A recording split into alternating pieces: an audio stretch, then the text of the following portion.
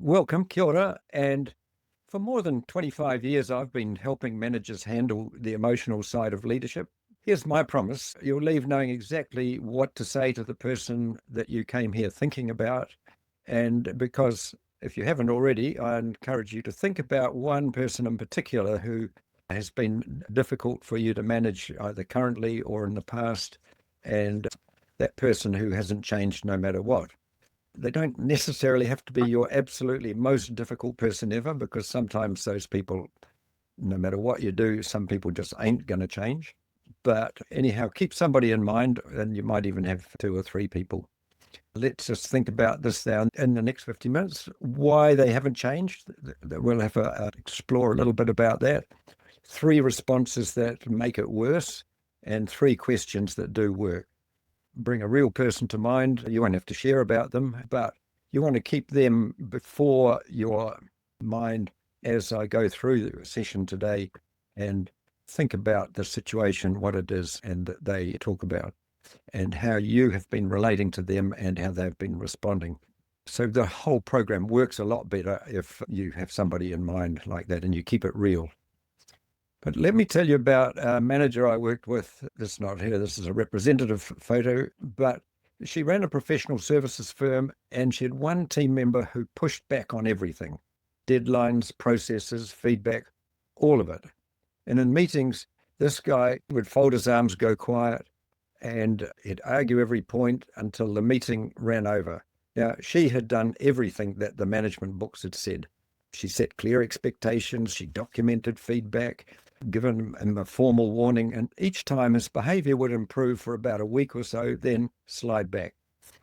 And by the time we talked, she'd started building a real case to manage him out, and she was exhausted. And I asked her one question: when was the last time that you really asked him and listened to what was going on for him? And there was quite a long pause, and then she said, honestly, I don't think I ever really have. I've told him a lot of things that he needs to do. I've got great expectations. I've got high standards that I want people to know about. But I don't think I've ever asked him anything. Now, hold that thought, because it's at the center of everything today. She had told him a lot of things, but she'd never asked him anything. And 3 weeks later, she had one conversation with him using what I'm about to teach you. It wasn't a long conversation, but it was the first one where he did most of the talking. And the temperature between them dropped that same week. And over the next month or so, the pushback faded until it simply wasn't the story of her team anymore. Now, that's the destination that you'd want to get to. So let's look at why everything before that conversation didn't work. So we want to look at why haven't they changed? And here's the uncomfortable part first. If someone on your team has been difficult for months, part of the answer to why is you. Not because you've caused their behavior, but because of what your response to it has been telling them. So think about what actually happens. Most days when they do the thing, whatever it is that they're doing or not doing, most times when that happens, you do nothing. You take a breath, you let it go, you tell yourself you're picking your battles. You give the tricky task to somebody who's a bit more reliable, maybe, or you tell yourself that you're being practical. You vent about them to a colleague or to your partner at home, and you tell yourself that you're processing. But each of those feels reasonable in the moment, but together they form a pattern. And your difficult person can read that pattern perfectly. Because here's what they see from their side of the table. They push back in the meeting, and the meeting moves on. They miss the deadline, and the deadline quietly moves. They go cold on a project, and the project goes to someone else. From where they sit, the behavior works. Nothing that you've said in a feedback session outweighs what they see happening every single week. And there's a second cost. Your whole team is watching too. When one person's behavior gets worked around instead of addressed, everyone else goes quietly recalculates what the rules are. Your best people notice first, because they're the ones who are absorbing the redistributed work. So avoidance doesn't just maintain one person's behavior, it re-educates the entire team about what you will accept. So the one thing you may be doing that tells them that they don't have to change is this: avoiding them and calling it patience. The behavior isn't persisting despite the way you're managing it. It's persisting because the loudest message that you send isn't what you say, it's what you allow. So think about the wall of labels, I'd like to call it. There's a second force at work, and it lives inside of your head. Somewhere along the way, they're not a team player. Now, some of you who were with me last month when we spent a whole session on this, so I'll just give a short version today. And if you missed it, the June replay goes deeper. The short version is that every time you use a label, even just in your own head, it's like a brick, and enough bricks make a wall. And you can't have a real conversation with someone through a wall, because the label answers the question before curiosity even gets a chance to ask it. Because the label already tells you your attitude towards that person and probably even what they're going to say. So labels can really get in the way of having this kind of conversation. Here's the first thing that I invite you to write down. How long has this person that you're thinking about been behaving this way on your team? Has it been weeks? Has it been months, years? And now think about this for a moment. Write down what it's been teaching the rest of your team while it's continued. What's the message that they might have picked up from the way you have behaved or not behaved, something that you've done or not done? When you think about this, this is the real bill of avoiding things. And most managers have never taken the time to add it up. And that's okay. It's normal enough. But here you are. Here's a chance just to think, what are these messages that the rest of the team are getting? And what is it really costing in terms of how the team is functioning? So when you think of the feedback, the warnings, the performance plans, they all bounced off this person for the same reason. They're all versions of telling. And here's the thing: you cannot tell someone out of a behavior that has got an emotional driver underneath it. Let me say that again, because it is so important just to get it, and yet we don't do it. You can't tell somebody to stop doing something that's got an emotional driver. And most people's behavior, especially the behavior you don't like, has got an emotional driver to it. The good news is that good behavior you like also has an emotional driver. People like doing something. They like you, so they come and talk to you. They like their work, so they turn up on time. Those things, there is an emotional driver underneath it. And the same with when people don't do things. There's an emotional driver there. And that's the part that gets missed so often. Just take a little bit of a thought about this. You can't tell somebody out of behavior that's got an emotional driver. So that, if you like, it gets even worse. There are three behaviors or three responses that can make it worse. And let's talk about that for a moment. You're in the conversation, they push back, and the temperature rises. Now, under that pressure, almost every manager reaches for one of three responses. Let's see, which one is yours? The first one is to defend. They say something, they accuse you of not being fair or doing the wrong thing or making a mistake or whatever. And you immediately want to defend yourself. You go to your reasoning, you justify the decision that you made. You marshal the facts. It feels professional, but here's what the other person experiences. You are not listening. You're winning. So they dig in because now it's a contest. And it's interesting, I was just having a conversation with a manager earlier who works for a big corporate, but in his small department, he's trying to manage some of his team.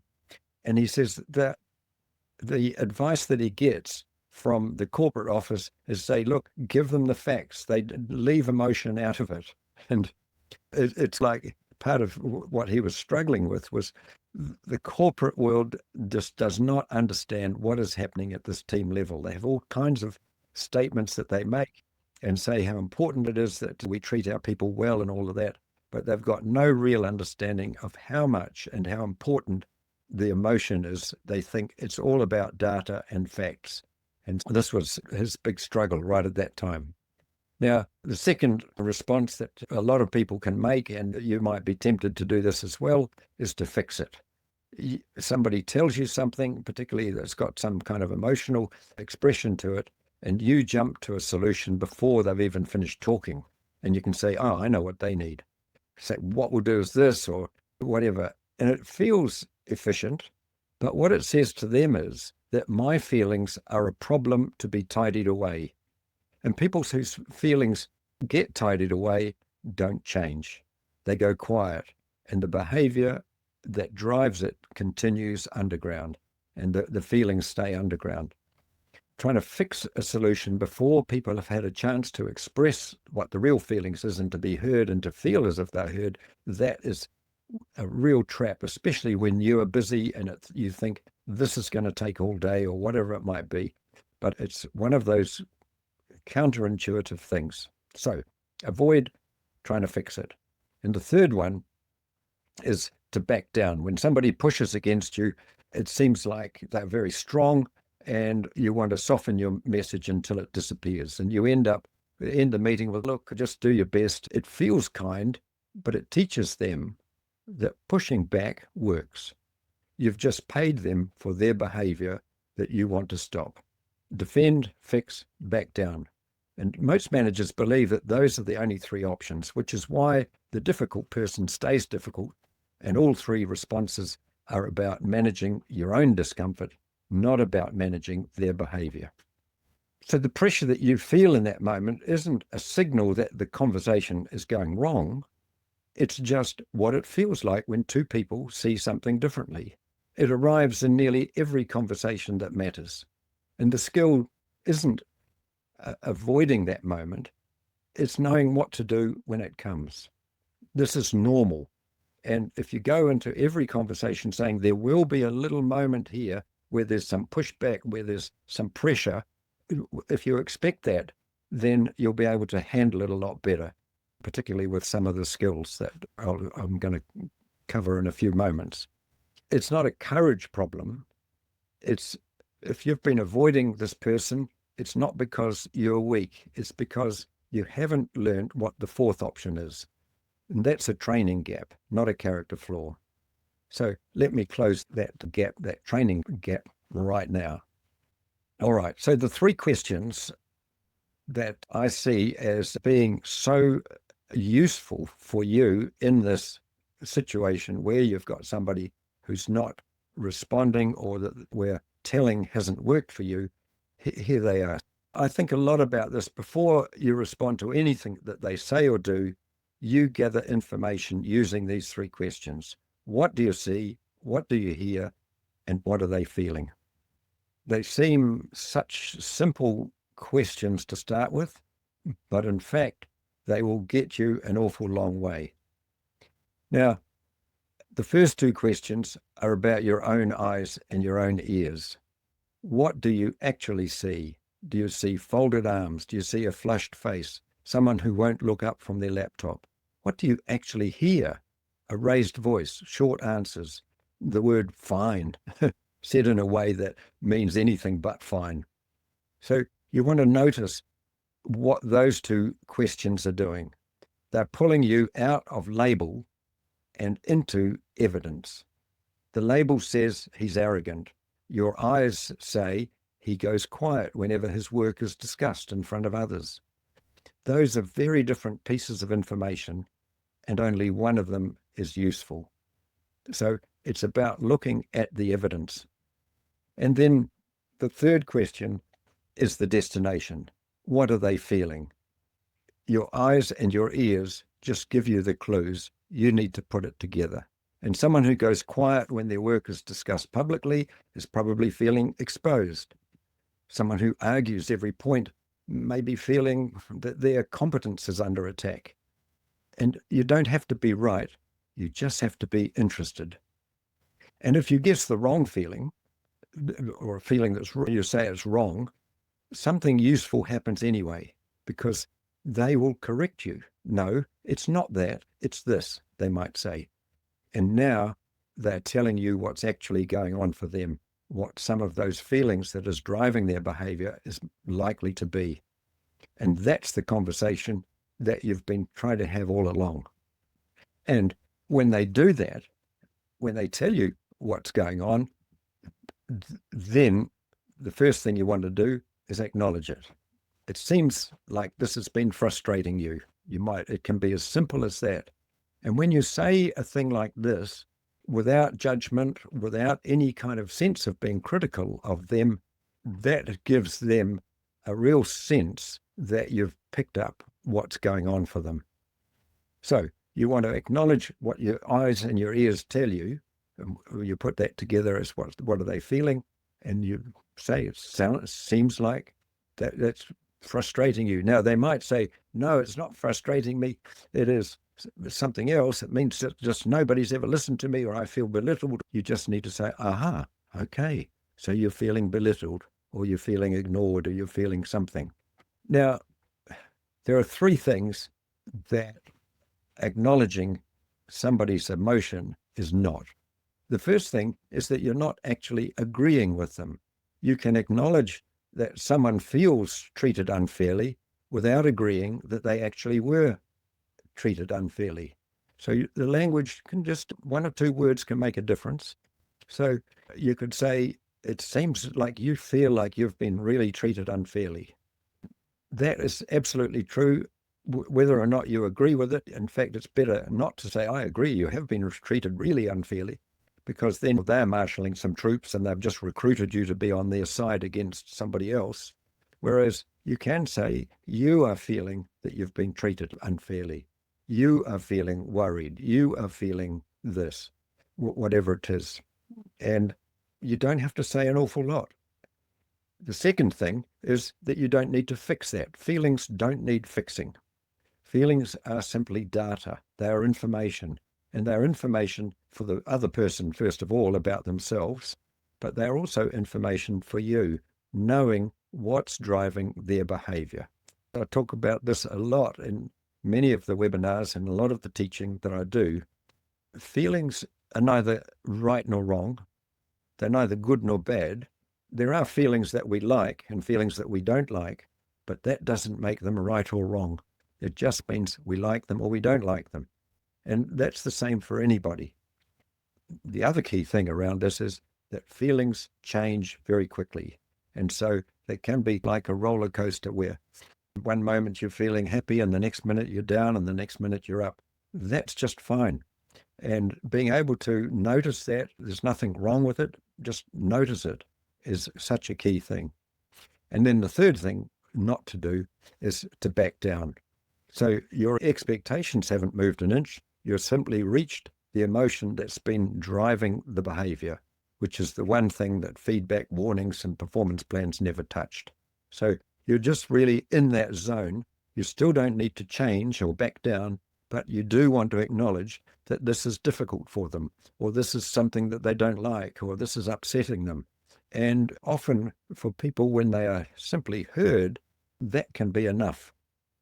So feelings, they're not facts. They don't need to be obeyed. They don't need fixing, but they do need to be acknowledged, because until they're acknowledged, they run the show from under the table. Why does this change behavior? I had a lovely incident with the group in the conflict-free leadership program that I've been running now for over a year. And I've been encouraging people on that course to be curious about the other person. What is it that is going on for your difficult person?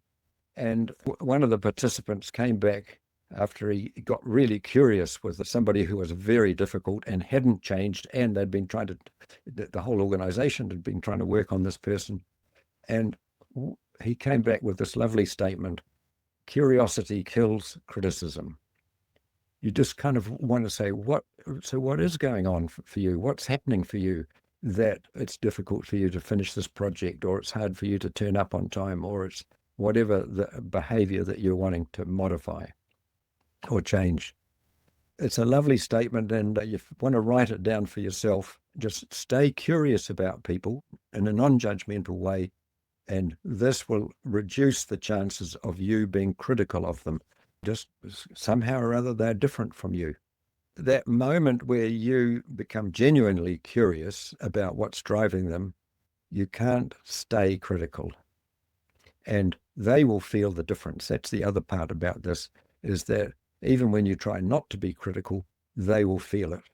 I had another incident with one of the other participants in the group where their team, there was sort of tensions had grown really high. And they came to the weekly sessions and were saying, look, this is my biggest problem at the moment, is that the tensions in the team are high and it's affecting me, and they're all a bit like this, and this one's this. And when we talked about this and turned that around without even needing to say anything to the team, that manager went back, and because they had changed their attitude, after a couple of weeks, they came back and said, actually, the mood of the place has changed considerably. And this was partly because they themselves were being internally very critical. It was then affecting them and the way that they gave out their energy to the team, the way they related to each of the team members. When they made that change, even without having to have any difficult conversations, a huge amount had changed. The same with that manager that I talked about right at the beginning of the story, where she had this conversation with the difficult person. She asked, she listened, and she acknowledged. And that turned the difficult team member around, somebody who didn't want to come in and work at the office. They much preferred to work at home. They didn't want to interact with the others. But by having that conversation in the way they did, she understood the difficult guy. And from there, a whole new conversation could happen. So for you, take a few moments, write down the person's name or that initial next to it, write what you've seen and what you've heard in the last fortnight. So what do you see in their face and their body language, and what do you hear when you listen to their words? What's behind their words? What sort of feeling have those words got? Take a couple of minutes now just to do that. So that's the evidence that you see, what you hear. And now take a guess at what their feelings are underneath it. Now, some of them may have used feeling words in what they've said, but some of the words can often be a kind of a shield to the feelings. They might say, you are incompetent, or they might be talking about the team member. They are annoying. What are their feelings? What are some of the words that this difficult person has said? I think for me, the business, when you think about it, it's like feeling not valued, expecting me to address things from them, and just a real sense of frustration. Yeah, that's what I see. Or your comment about others not listening to them is a big one, but wanting me to address it. Lovely, thanks. I've been to a few courses before. This has been really refreshing. Thank you. Good. Just coming back in my memory. Thank you. Yeah. So just being able to say, so you're feeling like nobody's listening to you. Seems you can't get your voice heard. And of course, they would be blaming all the others for not hearing them. And I think the very fact that you hear that and are able to acknowledge it is making a start of actually them being heard for the first time, making sure that you don't get caught up into trying to fix it. You could do something. You could shout louder. You could stop saying these particular, whatever it might be, or if you stop shouting, they might listen. So the temptation's to fix it, isn't it? That's one. I know what you need to do. Or even them inviting you to, you could fix it. Fix it for me. So that's a good one. I'm just looking at that in the chat. It's them backbiting, actually. I felt she is not enough confident. If you want to actually speak, that might be simpler. What I saw with my manager, she was different, and it was always backbiting about others, which I didn't like. And I always heard about backbiting conversations and other stuff. It was not a direct conversation, but it was mostly backbiting about others. And it made me feel that, okay, maybe there is something she's not confident about, and that's making her doing these kind of acts. Cool. This is a very good principle also for managing up and managing down. So for you relating to your manager, Yeah. and backbiting, I guess you can say what I see and hear. What I hear is her using language, critical language of others. Sometimes the word backbiting might have a little bit of a sense of judgment in it. You just want to be careful of the word, but you say, oh, he talks about other people behind their back, if that's what you mean. Or she, Yes, that is what I meant. yeah, that's so she seems, and what are you saying? She lacks some confidence, hasn't got enough confidence. If you think about that, she's worried. You can even, because even if, yeah, you could say she's worried about her position, or she's unsure how to deal with some of the other difficult. So she's unsure about what to do. Even then, you might say, if particularly if she was asking you or telling you about somebody, you might say, it sounds like you might be unsure what to say about them, or unsure about how you're going to respond. When you say she hasn't got enough confidence, what's the feeling that goes with that? Uncertain and not happy about that. What she actually wants is she's not getting done, maybe. Yeah, something like that. Frustration. Gosh, the word frustration would work for an awful lot of situations. It sometimes sounds like you get quite annoyed with what's happening. Even you're finding this difficult to manage somebody when they do this. So keep thinking of the feeling words that are underneath even what might be. You could say you're not feeling very confident about getting through to that person. You want to avoid sounding like a judgment. Thank you for sharing that. Thank you. Anybody else want to say anything? We've got a few minutes, and otherwise we're getting close to the end. Here's what we're recapping today. Telling doesn't reach it for the other person. You can't tell somebody to change their behavior that is driven by emotion. Defending, fixing, backing down makes it worse, and everybody can see and they learn this is the pattern, this works here. Or fixing, don't bring my problems to you because you'll just try and fix them, but it's not that. But hearing what you hear and picking up on what the feeling is and acknowledge that. That's the key. And you will find if you are able to make that acknowledgement land with somebody, that will make a huge difference. So now a question that you may be asking, if it's this simple, why doesn't everyone just do it? Knowing the method is one thing, but being able to do it and have it under pressure, that takes practice. The simplest thing, that picture of the cellist there, he's playing only one note or he's got his finger on one string, looks very simple. But actually getting there and putting it all together, particularly under pressure, that's the challenge. Because simple isn't the same as easy. And in the moment, with your own heart rate up and your own history present in that relationship in the room, the old three responses come out automatically. And so knowing the method is one thing, having it as a habit under pressure is another. It's a practice problem, and practice needs a place to happen. If I can just tell you a little bit briefly about what the conflict-free leadership program is about. This is not for everybody, but it's worth knowing. The program that I do run, it's a 6-month small group coaching program for managers, team leaders, business owners. We meet live every week online. You bring real situations, the actual people and the conversations that you're dealing with, and we work them through together.